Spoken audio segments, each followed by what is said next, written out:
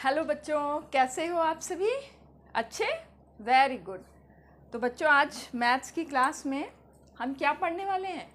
पूर्ण संख्याएं, whole numbers. आपने इससे पहले क्या पढ़ा था? प्राकृतिक संख्याएं पढ़ा था ना। प्राकृतिक संख्याएं यानी नेचुरल नंबर्स। वो कहाँ से शुरू हो रही थी? 1, 2, 3 ऐसे ऐसे ऐसे अनंत तक ये हमारी थी प्राकृतिक संख्याएं, नेचुरल नंबर्स। अब हम थोड़ा इससे आगे बढ़ते हैं। चलो हम पहले ये एक उदाहरण से देखते हैं। मेरे हाथ में कितने पेन हैं? 2 पेन हैं। अब कितने हैं? 1 है। अब कितने हैं? 1 भी नहीं। आप क्या कुछ भी नहीं बोलेंगे? क्या बोलेंगे? कि 1 भी पेन नहीं है। चलो इसी तरीके से मान लो मेरे पास 10 टॉफ़ियाँ हैं नहीं, पर हैं 10 टॉफ़ियाँ, और मैंने उसको 10 बच्चों में बांट दिया। तो अब कितनी टॉफ़ियाँ रह गईं? 1 भी नहीं। 1 भी नहीं यानी 0 टॉफ़ी। हम 1 भी नहीं को किससे दिखाते हैं? 0 से। तो जब 0 प्लस नेचुरल नंबर्स मिल जाते हैं तो वो क्या बन जाते हैं? Whole numbers. बस इतना सा ही आगे बात है कि 0 प्लस नेचुरल नंबर्स मिलके बन गए होल नंबर्स। ठीक है। अब इसमें हम सबसे छोटी पूर्ण संख्या क्या है? सबसे छोटी क्या होती है? लिख दूं। सबसे बिल्कुल ये उसी की जैसे आपने पढ़ा था ना, वो क्या कहते हैं, प्राकृतिक संख्या है, उसी तरीके से सबसे छोटी पूर्ण संख्या है 0। प्राकृतिक संख्या क्या थी? 1। पूर्ण संख्या सबसे छोटी 0। अब हम बात करते हैं सबसे बड़ी पूर्ण संख्या। भाई वो तो है ही नहीं पता, वो तो 1 बोलेंगे, उसके बाद वो 1 लाख, तो उसके बाद 1,01,000।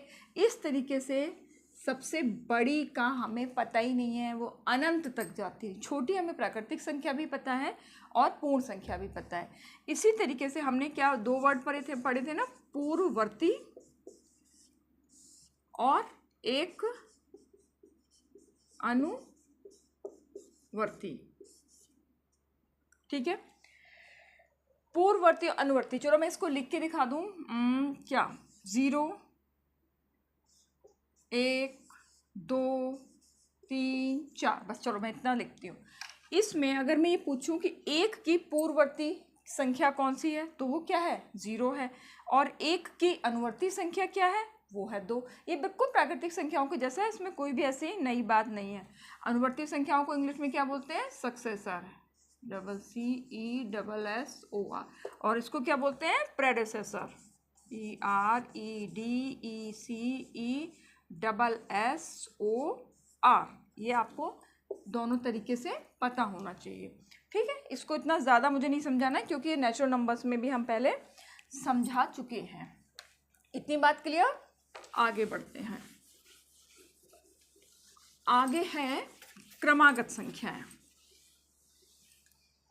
क्रमागत संख्याएं, क्रमागत जैसे नाम से पता चल रहा है ना, क्रम से आने वाली संख्या है। कि मानो मैंने लिख दिया 2, 3, 4, ये क्या है? क्रमागत संख्याएं। क्रमागत संख्याओं में क्या होता है? अंतर कितना होता है? 1 का होता है। अगर मैं यहाँ पे लिख दूँ 7, 9, 12, तो ये क्रमागत संख्याएं हैं? ये नहीं है, क्योंकि इनमें 2 संख्याओं के बीच में अंतर 1 से ज़्यादा आ रहा है। इसमें एक और हिंट देना है, एक और बात समझानी है कि देखो आप, ये तो है ही नहीं क्रमागत, तो मैं इसको हटा ही देती हूँ। अब बात करते हैं क्रमागत संख्याओं की। क्रमागत संख्याओं में पहली संख्या और तीसरी संख्या कौन सी है? 2 और 4 का योगफल 2 + 4 का आधा हमेशा क्या होता है? ये बीच की संख्या होता है। जैसे 2 और 4 6/2, 2 तिया 6, आ गया ना ये 3। तो ये क्या है? अगर क्रमागत संख्याएं दी गई हैं तो क्रमागत संख्याओं में पहली संख्या और तीसरी संख्या का योग का आधा क्या होता है? बीच की संख्या होती है। ठीक है। ये भी बात आपको अच्छे से समझ में आ गई। आज हम अब मेन बात करने वाले हैं पूर्ण संख्याओं के प्रगुण। देखिए ये क्या है, हालांकि इतना नवोदय एग्जाम्स में ये आते नहीं हैं प्रगुण, पर फिर भी इस पे बेस्ड थोड़े थोड़े क्वेश्चंस आ सकते हैं, सवाल आ सकते हैं।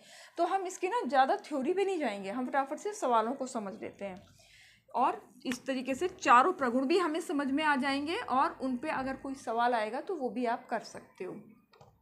पहला प्रगुण है संवरक।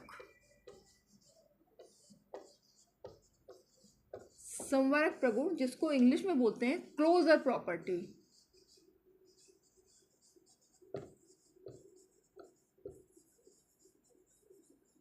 ठीक है,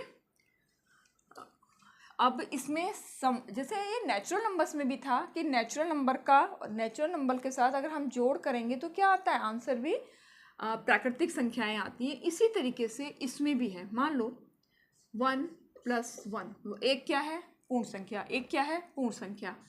अब इसका जोड़ कितना आया, 2, ये भी क्या है, पूर्ण संख्या। ठीक, मान लो 0 और 3, 0 क्या है, पूर्ण संख्या है ना।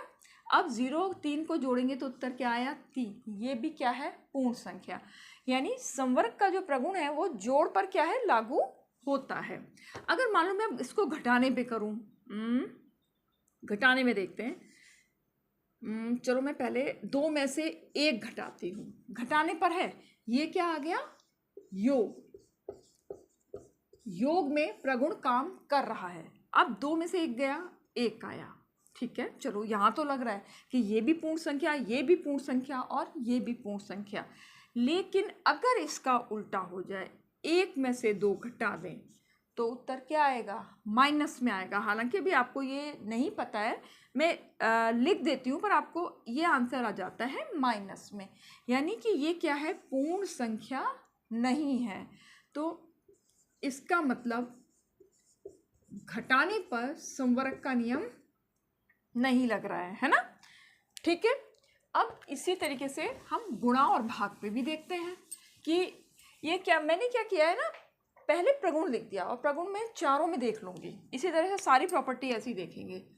2 × 3, 2 × 6, और भी कुछ भी लिख दो। चलो यहाँ पे 3 × 4 12, कुछ भी है।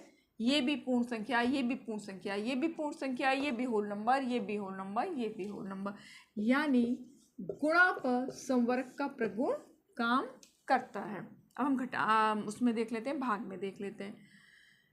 9 का भाग 9 से किया, 1 जा रहा है। ये भी पूर्ण संख्या, ये भी पूर्ण संख्या, ये भी पूर्ण संख्या। लेकिन अगर मैंने ये बोला 3/9, इसको मैं ऐसे लिख दूं, 3/9। अब बताओ आंसर किस में आ जाएगा, पॉइंट में आना शुरू हो जाएगा ना भाई। पॉइंट में क्या, यहाँ पे 0 बढ़ गया, 9 × 27, फिर 9 × इस तरह से करके ये आंसर आ जाएगा। यानी किस में आएगा, ये पॉइंट में आएगा। यानी ये क्या है, पूर्ण संख्या नहीं है। इसका मतलब भाग में संवर्ग प्रगुण काम नहीं करेगा। तो संवर्ग प्रगुण यानी क्लोजर प्रॉपर्टी किस किस में काम किया, उसने जोड़ में किया, गुणा में किया, लेकिन क्लोजर प्रॉपर्टी माइनस में और डिवीज़न में काम नहीं करेगी। क्लियर, बस आपको ये बात ध्यान रखनी है कि ये प्रॉपर्टी किस में काम कर रही है, प्लस में और मल्टीप्लाई में। सब्ट्रैक्शन एंड डिवीज़न में क्लोजर प्रॉपर्टी काम नहीं करती है। नेक्स्ट दूसरी प्रॉपर्टी है क्रम विनिमय।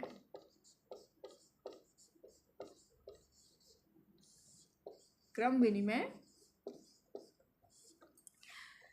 विनिमय प्रगुण। क्रम के नाम से आपको क्या पता चल रहा है, क्रम से आने वाली चीज। अच्छा इसको इंग्लिश में और लिख दो, कम्यूटेटिव, COMMUTATIVE, कम्यूटेटिव प्रॉपर्टी। आपको टर्म्स जो है इंग्लिश में भी थोड़ी याद करनी चाहिए। क्रम मतलब क्रम से आने वाली, विनिमय मतलब एक्सचेंज, अदला बदली। जैसे 2 + 3 क्या आया, 5। अगर 3 + 2 तो भी आंसर 5, कुछ भी चेंज नहीं हुआ। यानी योग में क्रम विनिमय नियम लागू होता है। क्रम विनिमय मतलब अगर हम संख्याओं का क्रम अदल बदल दें तो भी उत्तर क्या आएगा, सेम आएगा, एक ही आएगा। तो योग में क्रम विनिमय प्रॉपर्टी काम करती है। अब चलो हम माइनस में भी इसी एग्जांपल से देख लेते हैं। पहले मैं बड़ी संख्या से घटाऊं तो तुम्हें ज़्यादा आसानी होगी। 3 में से 2 घटाया, क्या आया उत्तर 1। लेकिन अगर हमने 2 में से 3 घटाया फिर क्या आ गया उत्तर -1। यानी घटाने में क्या हुआ, क्रम विनिमय नियम नहीं लगा, क्योंकि इसमें उत्तर अलग अलग आ गया। 1 और -1 में बहुत अंतर होता है, इसको हम आगे पढ़ाएंगे। तो आपको पता है ना कि 1 ज़्यादा, -1 यानी 0 से भी कम, तो इसमें ये काम नहीं कर रहा है। ठीक है, अब हम ऐसे ही गुणा में देखते हैं। आपकी किताब में ना हालांकि बहुत लंबा करके दिया हुआ है, उसमें क्या दिया है, पहले जो क्रम विनिमय नियम है वो योग पे बताया गया है, योग में सारे प्रगुण सिखाए गए हैं, फिर घटाव में सारे प्रगुण सिखाए गए हैं, गुणा में सारे प्रगुण, और इसी तरीके से भाग में। लेकिन मैंने यहाँ प्रगुण को पहले लेके फटाफट से काम निपटाया है, क्योंकि ये नवोदय में ज़्यादा लंबे करके नहीं आएगा। अब हम गुणा में देखते हैं। चलो 2 × 3 क्या हो गया, 2 × 6, उल्टा कर ले, क्रम विनिमय है ना, संख्याओं को उलट पुलट कर दें, 3 दूनी 6। तो गुणा में हमारी कम्यूटेटिव प्रॉपर्टी काम कर रही है। ठीक है, अब हम भाग में देखते हैं। भाग में मैं ऐसा करती हूँ, यहीं पे आपको एकदम लगातार दिखा देती हूँ कि जैसे 2/3 यहीं पे ही कर दूँ। चलो ये अलग ही अलग दिखाती हूँ। यानी ये क्या हुआ, 2/3। अब बताइए इसका आंसर क्या आएगा, दशमलव लगा दिया, 0 हो गया, 3 × 6 18, फिर 6 आ जाएगा, 7 आ जाएगा, क्योंकि लास्ट में एक अगर 5 से ज़्यादा संख्या होती है तो एक नंबर बढ़ जाती है। अब उल्टा कर दूँ मैं, 3/2 कर दूँ, अब क्या जाएगा 2 का भाग, इसको मैं ऐसे लिख के दिखा देती हूँ, आसानी रहती है ना, आपको समझने में आसानी रहती है। अब क्या होगा यहाँ पर, 2 × 2, 1 बचा 0, 2 पंजे 10, यानी ये क्या आ गया 1.5, और यहाँ पे क्या आ गया 0.667, यानी सेम आया उत्तर, नहीं आया। इसका मतलब भाग में क्रम विनिमय यानी कम्यूटेटिव प्रॉपर्टी काम नहीं कर रही है। क्लियर। अब हम अगली प्रॉपर्टी पर आते हैं। अगली प्रॉपर्टी है तीसरी, साहचर्य नियम। साहचर्य नियम, साहचर्य को इंग्लिश में बोलते हैं एसोसिएटिव प्रॉपर्टी, ASSOCIATIV,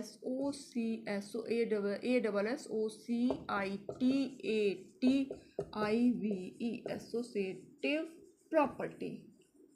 ये जो बड़ी बड़ी स्पेलिंग होती है ना, मैंने देखा है कि अगर इनको लगातार याद करो तो फटाफट लिखी जाती है, अगर अटक जाते हो तो थोड़ा सा अटक जाते हैं, तो इनको थोड़ा सा तोड़ के याद कर लेना, एसोसिएटिव ऐसे।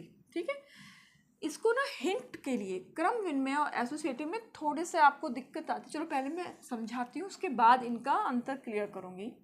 साहचर्य नियम में क्या होता है, आपके समूह बनते हैं और समूह बदल जाते हैं। जैसे 2 + 3 + 4, इसमें किसका समूह है, 3 और 4 का समूह है, 2 थोड़ा अलग है। अब थोड़ा मैं समूह बदल देती हूँ, 2 + 3 का समूह बना दिया और मैंने 4 को बाहर रख दिया। सा मतलब समूह, ऐसे करके ये हिंट है कि साहचर्य में सा से समूह, सा से साहचर्य, यानी साहचर्य में कई बार बच्चे ना क्रम विनिमय और साहचर्य में कंफ्यूज हो जाते हैं, क्योंकि इनमें भी संख्याएं थोड़ा उलट पुलट होती हैं, उसमें भी संख्याएं उलट पुलट होती हैं।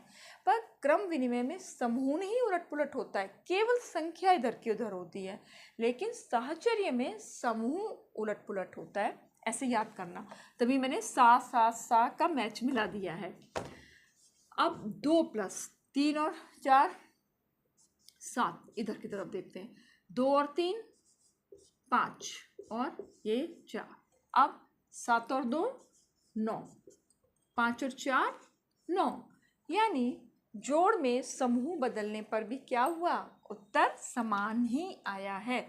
यानी योग पर साहचर्य का प्रगुण काम करता है, यानी एसोसिएटिव प्रॉपर्टी प्लस में एडिशन में काम करती है। अब क्या ये माइनस में भी काम करे? अरे मैं यहीं पे माइनस कर देती तो सही रहता, चलो कोई नहीं, अब तो मैंने मिटा दिया। सेम नंबर का ही देख लेते हैं। 2 - 3 - 4, समूह बदल देती हूँ, 3 को बाहर ले लूँ, 3 -2 और -4 ऐसे कर देती हूँ। संख्याएं वही हैं, बस थोड़ा सा इनका समूह बदल गया है। अब 2 माइनस यहाँ है ना, क्या आ जाएगा यहाँ पे? वैसे ना मैं ये कुछ ज़्यादा आपके लिए कठिन सा तो नहीं हो जाएगा, मुझे ऐसा लग रहा है। चलो कोई नहीं, -1, 3 में से 4 जाएगा नहीं ना, बड़ी संख्या ये तो उसका चिन्ह आ जाएगा यहाँ पर। मुझे लगता है मैं थोड़ा सा इसको आसान कर दूँ आप लोगों के लिए, बड़ी संख्याओं से ही घटा के मैं आपको दिखाती हूँ तो शायद थोड़ी सी आसानी होगी। 4 - 3 - 2, मैंने एक ये समूह बना दिया, ठीक है। अब की बार मैंने 3 को अंदर ले लिया, 3 को बाहर ले लिया और 4 - 2 कर दिया। मतलब क्या हो गया, समूह बदल दिए हैं। अब 4 - 3 में से 2 गया, 1 आ गया यहाँ पे। 3 - 4 में से 2 गए, 2 गए यहाँ पर। अब 4 में से 1 गया 3 और 3 में से 2 गए 1, यानी यहाँ एक तरफ 3 एक तरफ 1, यानी क्या है, घटाने में घटाव में साहचर्य का नियम नहीं लगता है, क्योंकि यहाँ पर अगर समूह बदलता है तो उत्तर अलग अलग आता। मेन बात क्या है कि साहचर्य में अगर समूह बदल गया तो उत्तर क्या आएंगे, अलग अलग आएंगे, यानी साहचर्य का नियम घटाव में नहीं लगता है। गुणा में लगता है क्या, देखते हैं। 2 × 3 × 4, 3 को बाहर ले लिया, 3 × 2 × 4। अब पहले अंदर ही कर लेते हैं। 3 चौक 12, 3 × 2 चौक 8 हो गए, 12 दूनी 24, 3 अट्ठे 24, दोनों तरफ क्या आ गया, सेम आ गया। यानी गुणा में साहचर्य का नियम काम करता है। अब क्या ये भाग में भी काम करेगा? तो ये भाग में काम नहीं कर पाएगा, क्योंकि भाग में चलो दिखाती हूँ करके, सेम यही नंबर से। पर ये भाग आपको वैसे मुश्किल तो नहीं पड़ जाएगा? चलो करके दिखा देती हूँ, आसान बनाने की कोशिश करती हूँ मैं आप लोगों के लिए।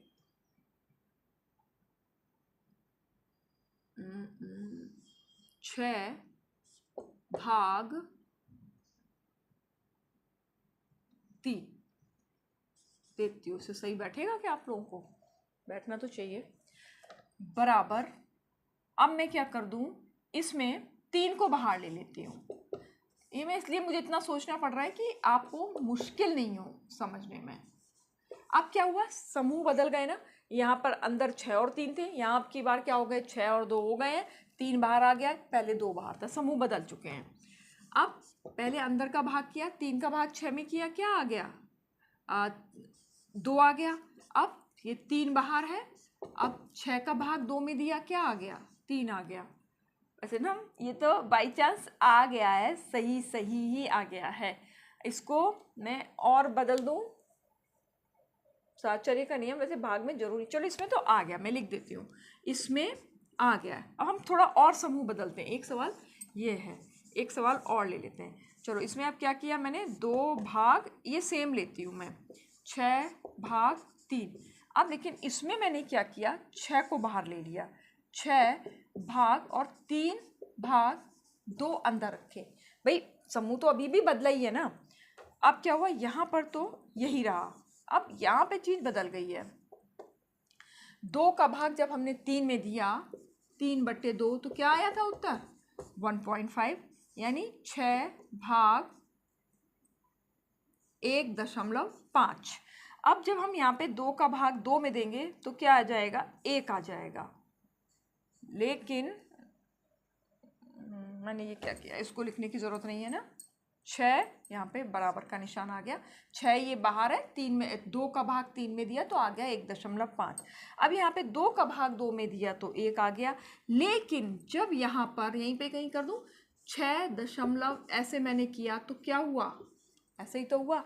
अब दशमलव के भाग तो आते हैं ना, 15 चौक 60 आ गया। यानी एक तरफ 1 है और एक तरफ 4 है, यानी इसमें क्या है, भाग पर साहचर्य का नियम काम नहीं करता है। तो आपने ये देख लिया कि साहचर्य का नियम भी किस किस पे काम करता है, प्लस पे करता है और एडिशन पे और मल्टीप्लाई पे काम करता है, सब्ट्रैक्शन और डिवीज़न पर काम नहीं करता है। अब अगला नियम है वितरण नियम। चौथा है वितरण नियम। वितरण नियम को इंग्लिश में बोलते हैं distributive property, RIBUTIVE, distributive property. बस प्रॉपर्टी का इतना ही काफ़ी है, ठीक है। थोड़ा सा ना मैं ये चाहती हूँ कि लिखने में ज़्यादा टाइम नहीं हो, तो आजकल तो बड़े अच्छे अच्छे ब्लैक बोर्ड्स आ गए, पर अभी हम सादा ही ब्लैक बोर्ड पे पढ़ाते हैं, इसलिए मैं फटाफट लिखती हूँ। डिस्ट्रीब्यूटिव प्रॉपर्टी को, डिस्ट्रीब्यूटिव के नाम से ही आपको क्या पता चल रहा है कि डिस्ट्रीब्यूट हो रही है, यानी वितरण हो रही है। जैसे प्रसाद का वितरण होता है ना सब में, इसी तरीके से ये। तो हम पहले इसको जोड़ पे देख लें कि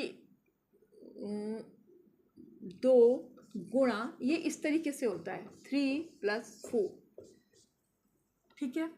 अब इसको हमें फैलाना है, वितरण करना है, तो कैसे करेंगे, जो चीज़ ब्रैकेट के बाहर है उसकी मल्टीप्लाई दोनों ही संख्याओं से होगी। कैसे, जैसे 2 की गुणा पहले किससे होगी, 3 से होगी, हो गई। निशान बीच में किसका है, प्लस का है। अब 2 की गुणा 4 से हो जाएगी।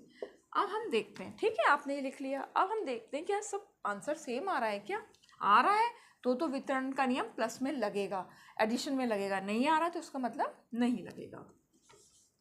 तो पहले हम ब्रैकेट का सॉल्व करते हैं। वैसे तो बोर्ड मार्क्स आपको पूरा डिटेल में समझाएंगे, लेकिन फिलहाल के लिए इतना काफ़ी है। 3 और 4 7, 2 तिया 6, 2 चौक 8, 7 दूनी 14 और 6 और 8 भी 14, यानी योग पर वितरण का नियम लग रहा है, ठीक है। आपको ये बात आ गई समझ में। अब हम चलो घटाव पे देख लेते हैं। घटाव में हम ना चलो तो मैं मिटा देती हूँ फटाफट से, मैं इसको अब यहाँ नहीं मिटा रही हूँ, यहाँ पे बस सेम सवाल है, मैंने इसको माइनस कर दिया यहाँ पर और फिर यहाँ पे भी माइनस हो गया। फिर से समझा देती हूँ, वितरण नियम ही हम समझ रहे हैं पर वो जोड़ पे था। अब हम घटाव में, यानी इन दोनों के बीच में किसका निशान है, घटाव का निशान है, और फिर यहाँ पर भी घटाव का निशान आ गया। पर ना तुम लोग थोड़ा दिक्कत में माइनस में आएगा, मैं इसको थोड़ा बदलती हूँ। संख्याएं वही है, सब कुछ वही है, पर बड़ी संख्या में से छोटा घटाऊंगी। तो 4 - 3 है ना, तो क्या करेंगे, 2 गुणा 4 माइनस 2 गुणा 3, ठीक। अब 2 का गुणा अच्छा ये 2 का गुणा 4 में कर दिया, फिर माइनस का चिन्ह लगा दिया, फिर 2 का गुणा 3 में कर दिया। अब हम 4 में से 3 गए 1। अब यहाँ का देखते हैं, 2 चौक 8 और 2 तिया 6, 2 एकम 2 और 8 में से 6 गए भाई 2, यानी वितरण का नियम घटाव पर भी लगता है। वितरण का नियम घटाव पे और जोड़ पे दोनों ही लगता है, गुणा और भाग में ये नहीं काम करता है, तो इसलिए वो हमें समझना ही नहीं है। मुझे लगता है ये प्रगुण आपको, जो ये 4 प्रगुण हम बार बार पढ़ रहे हैं, वो आपको अच्छे से समझ में आ गए होंगे, लेकिन कुछ और थोड़े से समझते हैं। जैसे कि योग का तत्समक, इसको थोड़ा इंग्लिश में समझ लेते हैं, एडिटिव आइडेंटिटी, ATTITIVE,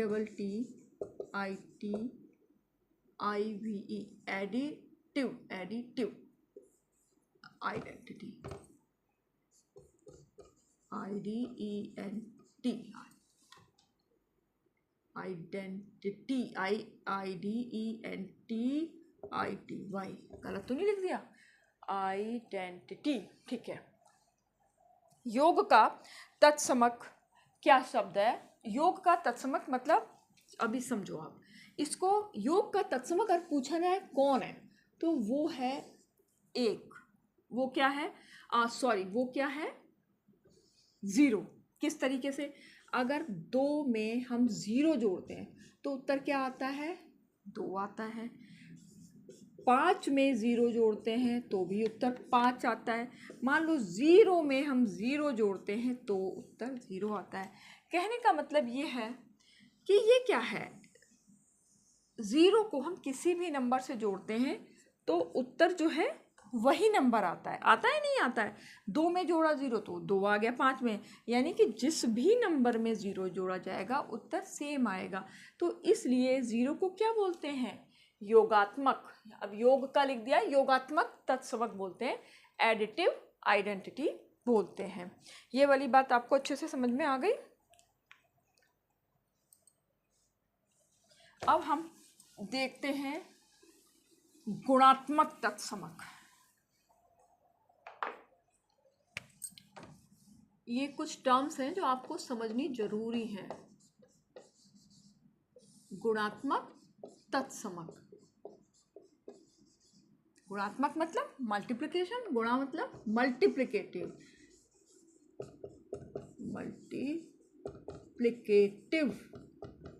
आइडेंटिटी।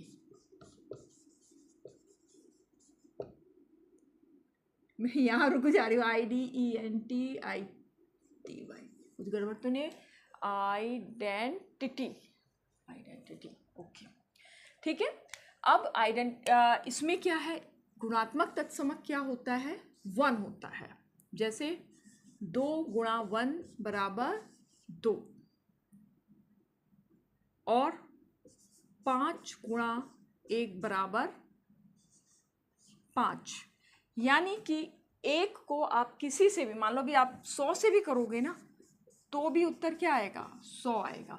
तो आप 1 को किसी में गुणा करने पर उत्तर क्या होता है? हमेशा वही संख्या आ जाता है। तो योगात्मक तत्समक क्या है? 0, और गुणात्मक तत्समक क्या है? 1। ये आपको याद कर लेना। जैसे ना इस पे आपका आ सकता है कि भाई योगात्मक तत्समक क्या है या गुणात्मक तत्समक क्या है, तो ये आप समझ गए हो कि अगर उत्तर गुणा में है वही आ रहा है तो वो किससे आ रहा है? 1 से। और योग में क्या था? 0 को किसी में जोड़ रहे थे तो वही संख्या आ रही थी। क्लियर हो गया होगा। और वैसे थोड़ी चीज़ें कुछ क्या होता है, मैं मेमोराइज भी करनी पड़ती हैं कि एडिटिव आइडेंटिटी 0, मल्टीप्लिकेटिव आइडेंटिटी 1। अभी और क्या मैं समझा सकती हूँ आपको? एक ये बात समझ सकते हैं हम भाग में, ये 2 चीज़ों को, ये हम भाग में थोड़ा सा ना, ये बाकी आपको भाग देना तो आता ही है कि आप अगर किसी भी संख्या में भाग करोगे आप भाग कर लोगे, 1 का भाग किसी में भी करोगे तो वही संख्या आएगा। इसमें थोड़ा सा कन्फ्यूज़न होता है, इसलिए मैंने केवल इसको लिया है। आपको भाग वैसे मैं समझाऊंगी अलग से, पर फिलहाल अभी के लिए यही है। अगर हम 0 का भाग किसी भी संख्या में देते हैं, आप एक इसको थोड़ा सा ऐसे समझो कि भाग मतलब क्या होता है? घटाव की पुनरावृत्ति, यही तो होता है। ये भी बात आपको एक बार और समझा दूं किस तरीके से, कि भाग को हम घटाव की पुनरावृत्ति समझते हैं। जैसे इसको ऐसे समझो कि 9/3 यानी 9 भाग 3। अब इसमें आप ये है ना, 3 से हमें 9 में भाग करना है। आप जरा 9 में से 3 को घटाओ, क्या आ गया? 6। एक बार ये प्रक्रिया हो गई। अब 6 में से, यहीं पे घटा दूँ, 6 में से 3 घटाओ, क्या आ गया? 3 आ गया। दूसरी बार प्रक्रिया हो गई। अब फिर 3 में से 3 घटाओ, क्या आ गया? 0 आ गया। ये तीसरी बार प्रक्रिया हो गई है, यानी ये क्या है? धीरे धीरे घटता जा रहा है। अब हम इसी को ये 1 2 3, बस यही हमारा 3 जो है आंसर आ जाएगा, जो कि हम 3 तिया 9 कर देते हैं। यानी भाग क्या है? घटाव की पुनरावृत्ति है। इससे आपको अगर अब क्या है, 0 का भाग हमें 8 में करना पड़े तो क्या कुछ हो पाएगा? ये मैं तो आपको डायरेक्ट भी लिख सकती थी कि भाई ये परिभाषित नहीं है, पर मैंने थोड़ा समझाने के लिए इस तरीके से लिया है। जैसे इसको भी कैसे लिखोगे? 8 भाग 0, यानी हमें 0 का भाग क्या करना है? 8 में। अब क्या हुआ? 8 में से हमने 0 घटाया, उत्तर क्या आ गया? 8। फिर से घटाया, फिर से 8, फिर से घटाया, ऐसे ऐसे ऐसे ऐसे, इसका कोई एंड ही नहीं है। उत्तर हमेशा क्या आता रहेगा? 8 ही आता रहेगा, इसका कभी भी एंड नहीं होगा। इसलिए इसको बोलते हैं, या तो कई किताबों में आ जाता है कि ये अनंत है, और कई बार आता है कि ये 0 का किसी भी संख्या से भाग परिभाषित नहीं है। तो आपको ये ध्यान रखना है, परिभाषित नहीं है, या कभी कभी अनंत भी आ जाता है, क्योंकि ये प्रक्रिया जो है अनंत तक चलती रहती है। तो आपको ये बात अच्छे से समझनी है कि अगर 0 का भाग किसी भी संख्या में आएगा तो क्या होगा? वो उसका आंसर क्या आ जाएगा? परिभाषित नहीं है या अनंत। ठीक। अगर अब हम 0 में किसी संख्या का भाग दें, 0 में से, तो अब यानी इसको हम कैसे लिखेंगे? ऐसे लिखेंगे, है ना। अब घटाव की प्रक्रिया से समझ रहे हैं ना? 0 में से 8 घटाओ, कुछ आएगा? नहीं आएगा, यानी इसका उत्तर क्या है? 0। ये दोनों चीज़ों को अच्छी तरीके से आप समझ लो, इसमें कंफ्यूजन नहीं होना चाहिए कि 0 का भाग 8 में परिभाषित नहीं, 8 का मतलब किसी भी संख्या का भाग 0 में देने पर आंसर 0, और 0 का भाग किसी भी संख्या में करने पर परिभाषित नहीं। और इसको समझने में हमने क्या यूज़ किया कि भाग क्या है? घटाव की पुनरावृत्ति। इसी तरह से गुणा भी आपको पता है, गुणा क्या है? गुणा है जोड़ की पुनरावृत्ति। मैं दिखाई दूं, क्योंकि जब मैंने इसकी घटाव भाग में दिखा दिया है तो मैं गुणा इसकी भी फटाफट से समझा देती हूँ कि गुणा किस तरीके से होता है। बहुत छोटे से एग्जाम्पल से, गुणा क्या है? जोड़ की पुनरावृत्ति। कि अगर किसी भी तरीके से अगर भाषा में भी लिख के आता है तो भी आप कर लोगे। इसको कर लेती हूँ 2 गुणा 4, छोटा करती हूँ, क्या आ जाएगा? सीधे करोगे ना 8 आ जाएगा। लेकिन इसको ये अगर मैं 2 + 2 4 बार लिखूँ, 2 + 2, 2 को 4 बार, ये क्या है? बार। अब 2 2 4, 4 और 2 6, और 6 और 2 8, क्या आ गया? उत्तर 8। यानी गुणा क्या है? जोड़ की पुनरावृत्ति। तो बस इतनी सी ही तो पूर्ण संख्या है, ज़्यादा नहीं है। वैसे तो बहुत है, आप लोग और भी इसमें पढ़ेंगे, लेकिन अभी आपको इतना ही पढ़ने के लिए काफ़ी है। तो होल नंबर्स क्या हो गए? 0 से लेके अनंत तक। इसको अच्छे से याद रखो कि नेचुरल नंबर्स कहाँ से शुरू होती हैं? 1 से, और होल नंबर्स कहाँ से शुरू होते हैं? 0 से। इनका बड़ी संख्या हमें पता नहीं है क्योंकि वो अनंत है। क्लियर हो गया? पूर्ववर्ती संख्याएं नेचुरल नंबर्स में भी आती हैं, अनुवर्ती संख्याएं ये दोनों में ही आती हैं। इसके अलावा क्रमागत संख्याएं आपने पढ़ी ली हैं, और क्या पढ़ लिया? प्रगुण पढ़ लिए हैं। प्रगुण में आपने पहला क्या पढ़ा? संवरक प्रगुण। संवरक प्रगुण में क्या है? पूर्ण संख्याओं का जोड़, पूर्ण संख्या। वो आप देख लीजिएगा, मैं दोबारा क्या रिपीट करूँ।